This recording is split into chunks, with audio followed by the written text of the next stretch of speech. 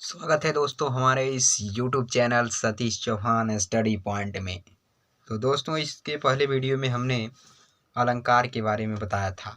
तो जिन लोगों ने उस वीडियो को नहीं देखा है तो प्लीज़ हमारे channel Satish Chauhan study point पे जाकर उस वीडियो को देख सकते हैं। उस वीडियो में हमने अलंकार क्या होता है, अलंकार के कितने प्रकार हैं, उसके कितने अलंकार हैं, सभी के बारे में डिटेल से बताया। तो आगे अब आज हम इस वीडियो में समास के बारे में पढ़ेंगे। व्याकरण का सबसे मोस्ट इम्पोर्टेंट पॉइंट होता है समास।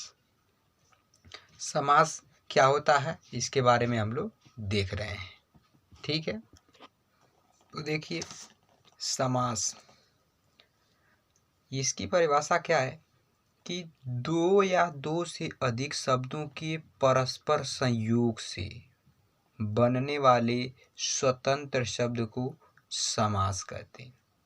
फिर से समझिए, देखिए इसका मतलब है कि दो शब्दों के मिलने से, दो शब्दों के क्या करने से, मिलने से जब एक नया अर्थपूर्ण शब्द बनता है तो उसे समास कहते हैं। क्या कहते हैं? समास कहते हैं। दो शब्दों के मिलने से जब एक नया अर्थपूर्ण शब्द बनता है तो उसे समास कहते हैं। अर्थपूर्ण कहने का मतलब है कि जिसका कोई अर्थ हो, ठीक है।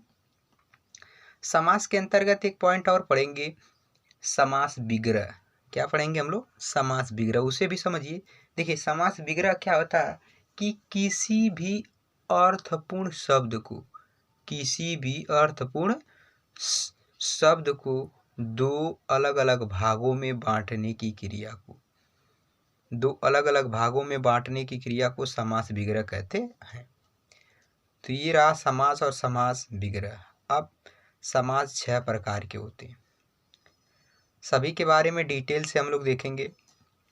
तो पहले का नाम है अव्ययी भाव समास, ठीक है। अव्ययी, अव्ययी का अर्थ होता है अविकारी, ठीक है। इसकी परिभाषा देखते हैं और समझते हैं कि देखिए जिस समास का पहला पद अव्यय होता है, अव्यय मतलब जिसे खर्च न किया जा सके, जिसे परिवर्तन नहीं किया जा सके, ठीक है। जिस समास का पहला पद अव्यय हो तथा जिसके संयोग से समस्त पद अव्ययी हो जाएं तो उसे अव्ययी भाव समास कहते हैं। अव्यय, देखिए यहाँ अव्यय कहने का मतलब ये है कि जो पहला पद होगा, ठीक है, वो अव्यय होगा, उसमें हम परिवर्तन नहीं कर सकते, ठीक है। तो इसके उदाहरण कुछ हैं, उदाहरण के माध्यम से हम लोग देखेंगे। देखिए पहला है आमरण, इसका समास विग्रह होता है मृत्यु तक। अब देखिए यहाँ जो आ शब्द है, क्या है? आ, ये पहला पद है और दूसरा क्या है? मरण। पहले पद को पूर्व पद कहते हैं, दूसरे पद को उत्तर पद कहते हैं। तो जो यहाँ आ शब्द है, पहला पद ही क्या है? आ, यही अव्ययी शब्द है, इसमें हम परिवर्तन नहीं कर सकते। इसी अव्यय की मिलने से संपूर्ण पद अव्ययी बन गया, अर्थात अविकारी हो गया है। विकारी, अविकारी का मतलब जिसमें हम परिवर्तन, जिसमें विकार हम नहीं कर सकते, जिसमें कोई परिवर्तन नहीं कर सकते, ठीक है। तो यहाँ आमरण, तो आमरण शब्द का अर्थ है मृत्यु तक। आमरण का ये समास विग्रह होता है, मृत्यु तक। दूसरा उदाहरण है यथाशक्ति, यथाशक्ति। अब देखिए इसमें पहला पद है यथा, दूसरा है शक्ति। तो यथा जो ये शब्द है यही अव्यय शब्द है। इसी यथा के मिलने से शक्ति शब्द बन गया यथा शक्ति, अर्थात अव्यय बन गया, और इसका समास विग्रह होता है शक्ति के अनुसार। तो पेपर में आपसे कई प्रकार की क्वेश्चन पूछा जाएगा कि कोई समास दे देगा और आपसे पूछेगा निम्नलिखित का समास विग्रह कीजिए और समास का नाम लिखिए, ठीक है। तो देखिए यहाँ यथा शक्ति का अर्थ होगा शक्ति के अनुसार, ये इसका समास विग्रह है। दूसरा है निर्भय, जिसका अर्थ होता है बिना भय का, ठीक है। तो अब ये रहा अव्ययी भाव समास, ठीक है। मुझे उम्मीद है आप दोस्तों की आपको यह समझ में आ रहा होगा।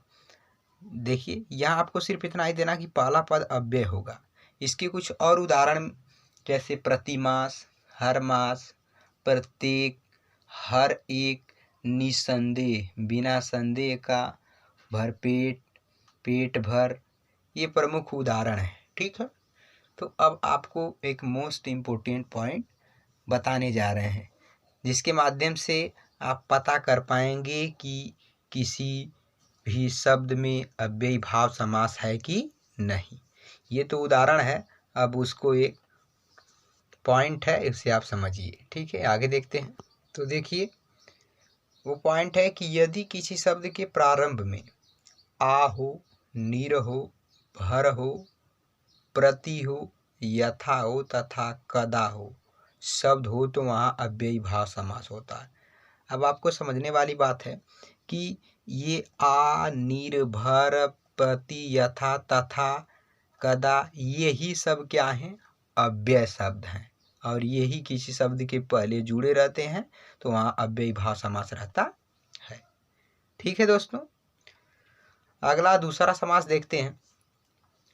दूसरे समास का नाम है तत्पुरुष समास। क्या नाम है? तत्पुरुष समास। तो ये देखिए ये क्या होता है। देखिए इसका उत्तर पद अर्थात दूसरा पद प्रधान होता है। प्रधान होने का मतलब मुख्य होता है, बहुत प्रसिद्ध होता है। इसमें कर्ता और संबोधन को छोड़कर शेष सभी कारक आते हैं। अब ध्यान से समझिए दोस्तों, तत्पुरुष समास को जानने के लिए हमें कारक जानना पड़ेगा। क्या जानना पड़ेगा? कारक। तो सबसे पहले मैं आपको कारक बता दे रहा हूँ, फिर उसके बाद आपको समास हल करा रहा हूँ। ठीक है, तो आगे देखिए। तो देखिए ये कारक, इस कारक को आप अगर अच्छे से पढ़ लेंगे तभी आप तत्पुरुष समास को अच्छे से समझ पाएंगे, और ये नियम भी है। जब तक आपको कारक नहीं समझ में आएगा तब तक आप तत्पुरुष समास के बारे में समझने में बहुत दिक्कत होगी। तो चलिए समझा रहे हैं। देखिए पहला हेडिंग है कारक। देखिए वाक्य में जिस संबंध से क्रिया जुड़ी होती है उसे कारक कहते हैं। देखिए वाक्य में यदि कोई वाक्य है, जैसे मैं कह दूं कि लोगों ने चोर को पकड़ा, ठीक है, तो यहाँ पकड़ा क्या है? क्रिया है।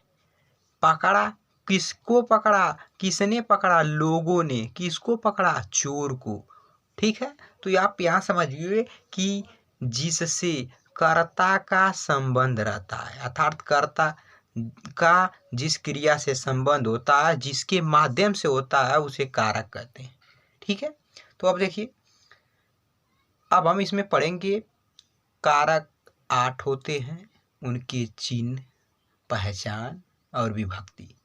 तो प्रथमा विभक्ति होती है कर्ता ने, द्वितीय विभक्ति होती है कर्म को, तृतीय विभक्ति करण से के द्वारा, चतुर्थी विभक्ति संप्रदान के लिए, पंचमी विभक्ति अपादान से अलग होने के अर्थ में, षष्ठी संबंध काकी के, सप्तमी विभक्ति अधिकरण में पर पे, अष्टमी विभक्ति संबोधन है भो अरे। तो ये 8 कारक होते हैं। ठीक है, 8 कारक होते हैं, और हमें तत्पुरुष समास में ये समझना है कि प्रथमा विभक्ति कर्ता कारक और अष्टमी विभक्ति संबोधन कारक इस समास में नहीं आते। तो जो सभी के बारे में हम बता रहे हैं डिटेल से। ठीक है, तो आप ध्यान से देखिए तो समझिए। पहले कारक का नाम है प्रथमा विभक्ति कर्ता कारक। तो देखिए कर्ता कारक, जैसे राम ने पानी भर दिया। किसने पानी भर दिया? राम ने। तो राम क्या हो जाएगा? कर्ता हो जाएगा। कौन सा कारक? कर्ता कारक। कौन सी विभक्ति? प्रथमा विभक्ति। ठीक, दूसरा उदाहरण है उसने लड़ाई लड़ी। तो अब बताइए किसने लड़ाई लड़ी? उसने। तो उसने क्या हो गया? कर्ता कारक हो गया। ठीक, मोहन ने रोटी खाई। किसने रोटी खाई? मोहन ने। तो ये हो गया कर्ता कारक। ठीक है, दूसरा देखते हैं कर्म कारक। देखिए राम ने श्याम को मारा। राम ने किसको मारा? श्याम को। को किसका चिन्ह है? कर्म कारक का। तो हमेशा हम लास्ट वाले को चिन्ह को देखेंगे, पहले वाले चिन्ह को नहीं। को किस कारक का चिन्ह है? कर्म कारक का। तो राम ने श्याम को मारा, को चिन्ह है इसलिए कर्म कारक। सीता पुस्तक पढ़ती है, सीता किसको पढ़ती है? पुस्तक को पढ़ती है, तो को शब्द आया है तो कर्म कारक है। मोहन फल खाता है, मोहन किसको खाता है? मोहन फल को खाता है, को कारक आ गया तो कर्म कारक। को शब्द आएगा तो कर्म कारक। लोगों ने चोर को मारा, लोगों ने किसको मारा? चोर को। यहाँ को शब्द आया है, ठीक है, तो यहाँ कर्म कारक है। ये रहे कर्म कारक। आगे देखते हैं, ठीक है। तीसरे कारक का नाम है करण कारक। क्या नाम है? करण कारक। देखिए ये क्या होता है? इसका चिन्ह होता है से के द्वारा। इसका चिन्ह क्या होता है? से के द्वारा। जैसे शिकारी ने शेर को बंदूक से मारा। शिकारी ने किसके द्वारा शेर को मारा? तो बंदूक से, यानी किससे? बंदूक से या बंदूक के द्वारा, तो करण कारक। अध्यापक ने छात्र को डंडे से मारा। अध्यापक ने छात्र को किसके द्वारा मारा? तो डंडे के द्वारा या डंडे से। राधा कलम से लिखती है। राधा किसके द्वारा लिख रही है? कलम के द्वारा, कलम से। मोहन स्कूटर से बाजार जाता है। मोहन किसके माध्यम से बाजार जाता है? स्कूटर से, तो से के द्वारा। मुझे अपनी मेहनत से खाना मिलता है। मुझे किसके द्वारा खाना मिलता है? अपनी मेहनत के द्वारा। मुझसे रोटी नहीं खाई गई। किससे? मुझसे, ठीक है। नेहा खुशबू से अधिक सुंदर है, ठीक है, ये करण कारक है। तो अब आगे देखेंगे हम लोग संप्रदान कारक, ठीक है। देखिए, उसने विद्यार्थी को पुस्तक दी, तो यहाँ ध्यान दीजिए, यहाँ को शब्द आया तो आप कहेंगे कर्म कारक है, लेकिन यहाँ कर्म कारक है नहीं। उसने विद्यार्थी को पुस्तक दी, तो किसके लिए दी? विद्यार्थी के लिए, ठीक है। तो विद्यार्थी के लिए है तो संप्रदान कारक का नियम है के लिए, ठीक है। तो के लिए इसलिए संप्रदान कारक। तो यहाँ भावार्थ से आपको समझ में आएगा। देखिए, नेहा गायों के लिए चारा लाती है। किसके लिए? गायों के लिए। तो के लिए किस कारक का चिन्ह है? संप्रदान कारक। माँ बच्चे को खिलौने देती है। देखिए, अब यहाँ बच्चे को दिया है तो आप कहेंगे कर्म कारक है, लेकिन कर्म कारक है नहीं, क्योंकि को है। तो माँ किसके लिए दे रही है? खिलौने किसके लिए दे रही है? बच्चों के लिए, तो संप्रदान कारक है, ठीक है। मूर्खों को अन्नदान करना चाहिए, ठीक है। मूर्खों को क्या करना चाहिए? अन्नदान करना चाहिए। तो किसके लिए? मूर्खों के लिए। तो मूर्खों के लिए संप्रदान कारक हो जाएगा। यह ताले की चाबी है। ये चाबी किसके लिए है? ताले के लिए, तो यह हो जाएगा संप्रदान कारक। आगे देखते हैं, पांचवा है अपादान कारक। इसका चिन्ह होता है से अलग होने के अर्थ में, ठीक है। देखिए, मैं अल्मोड़ा से आया हूँ। अल्मोड़ा एक स्थान है, ठीक है। तो देखिए, मैं क्या हूँ? अल्मोड़ा से आया हूँ। तो अल्मोड़ा से अलग हो गया हूँ कि नहीं? जो अल्मोड़ा नामक स्थान में उससे क्या हूँ? अलग हूँ। तो इस प्रकार यहाँ अपादान कारक। दूसरा है पेड़ से फल गिरता है। तो बताइए कि पेड़ से फल गिरेगा तो अलग हो जाएगा। तो अभी मैंने बताया अलग होने के अर्थ में क्या? अपादान कारक। तो यहाँ से है, लेकिन जब कोई वस्तु अलग होगी तो अपादान कारक। तीसरा है राधा घर से बाहर जाती है। तो राधा घर से बाहर जा रही है तो घर से अलग हो गई, तो अपादान कारक हो गया। लड़का गाड़ी से गिर गया तो लड़का गाड़ी से अलग हो गया। इस प्रकार यहाँ अपादान कारक है, ठीक है। आगे देखते हैं, छठवां है संबंध कारक। देखिए, ये क्या होता है? गबन, इसका चिन्ह पहले आप समझ लीजिए। इसका संबंध है का, की, के। अगर कहीं भी का की के शब्द आएगा, दो वस्तुओं के बीच संबंध की बात की जाएगी, तो वहाँ संबंध कारक होता है। ठीक है, पहला ऑप्शन है उदाहरण में गबन प्रेमचंद का उपन्यास है, तो गबन किसका, ये का शब्द है, किसका, प्रेमचंद का, तो का शब्द आया तो संबंध कारक। लोहार का हथौड़ा, हथौड़ा किसका है भाई, लोहार का, ठीक है, तो का शब्द आया संबंध कारक। 5 रुपए का घी, घी कितने का, 5 रुपए का ये संबंध बता रहा है, घी कितने का है, 5 का। सूती कपड़ा, तो यहाँ अगर नहीं दिया है तो आप ऐसे अर्थ निकालेंगे, कपड़ा किसका है, सूती का कपड़ा। ठीक, यह मेरी कलम है, किसकी कलम, मेरी, कलम का संबंध किससे है, मुझसे। यह नेहा का घर है, यह घर किसका है, नेहा का, तो ये रहा संबंध कारक। आगे देखते हैं, छठवां है, सातवां है अधिकरण कारक। अधिकरण का चिन्ह होता है मे पर पे। देखिए क्या होता है, मेज पर पुस्तक रखी है, पुस्तक कहाँ पर रखी है, मेज पर का चिन्ह आ गया तो अधिकरण कारक।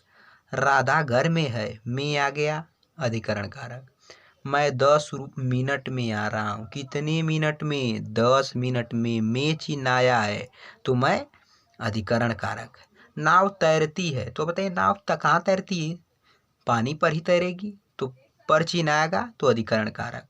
मैं दौड़ता हूँ, तो कोई व्यक्ति कहाँ दौड़ेगा, जमीन पर चिन्ह आ गया तो अधिकरण कारक। लास्ट कारक देखते हैं संबोधन कारक। ठीक है, तो देखिए,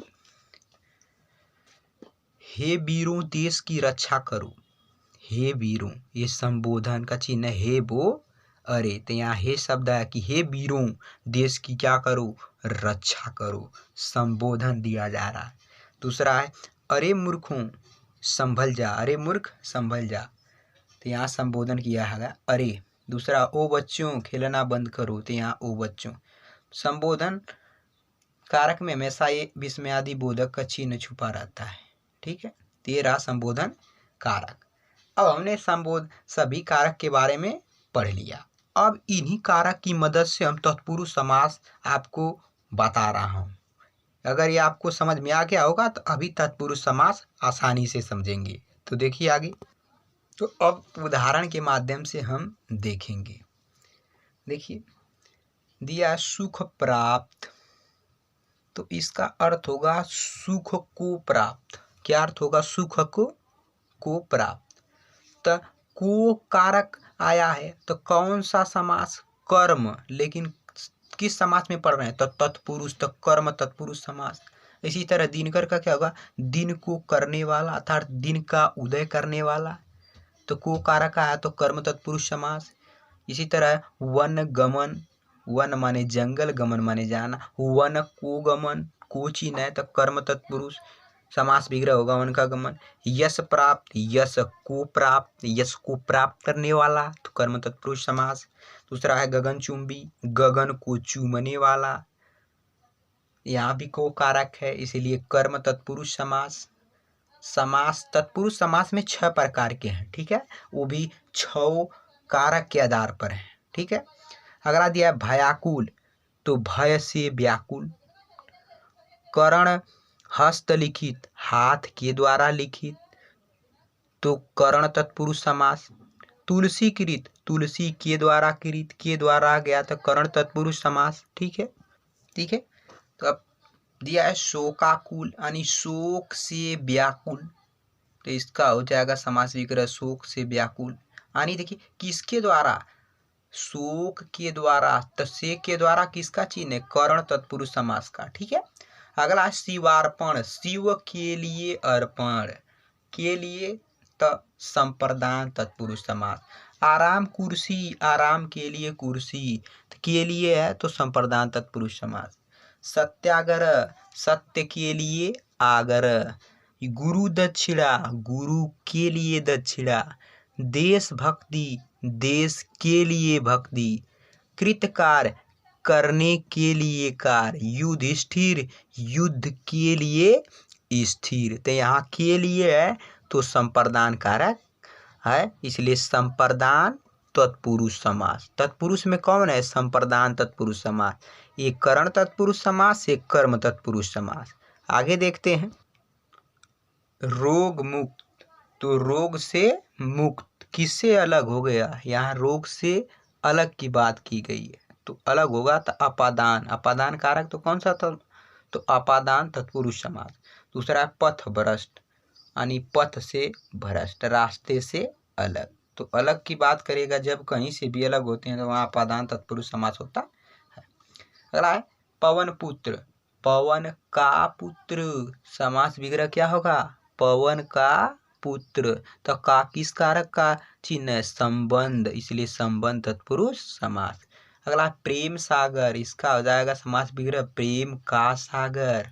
का किस कारक का चिन्ह है? तो संबंध तत्पुरुष समास। गंगा जल, इसका अर्थ होगा गंगा का जल। भारत रत्न, भारत का रत्न। राजपुत्र, राजा का पुत्र। तो यहाँ का समास विग्रह में का शब्द आया, इसलिए संबंध तत्पुरुष समास। लास्ट है अधिकरण तत्पुरुष समास में शरणागत। इसका समास विग्रह है शरण में आगत, यानी शरण में आया। आगत माने होता है आया। तो में पर पे ये भी आएगा तो अधिकरण तत्पुरुष समास। स्वर्गवासी, स्वर्ग में निवासी या स्वर्ग में वासी। आप बीती, किस पर बीती? आप पर बीती भाई। घुड़सवार, किस पे सवार? घोड़े पर सवार। पर शब्द आया है, अधिकरण तत्पुरुष समास। पेट दर्द, दर्द कहाँ हुआ है भाई? पेट में, तो पेट में दर्द। किस में दर्द? पेट में दर्द। में शब्द आया है तो अधिकरण तत्पुरुष समास। गुरु भक्ति, किस में भक्ति? गुरु में भक्ति। तो में शब्द आया है तो अधिकरण तत्पुरुष समास। तो ये रहा तत्पुरुष समास एवं उसके प्रकार। दोस्तों, यदि वीडियो समझ में आई हो तो वीडियो को ज़्यादा से ज़्यादा लाइक करिए, शेयर करिए और कमेंट करिए। तथा चैनल पर पहली बार हैं तो प्लीज़ चैनल को सब्सक्राइब कर लीजिए और बेल आइकन को प्रेस कर दीजिए, ताकि ऐसे ही मज़ेदार वीडियो आपको डेली हमारे channel Satish Chauhan study point से मिलती रहे। ठीक है दोस्तों, तो अगले वीडियो मिलेंगे, तब तक के लिए बाय बाय, धन्यवाद।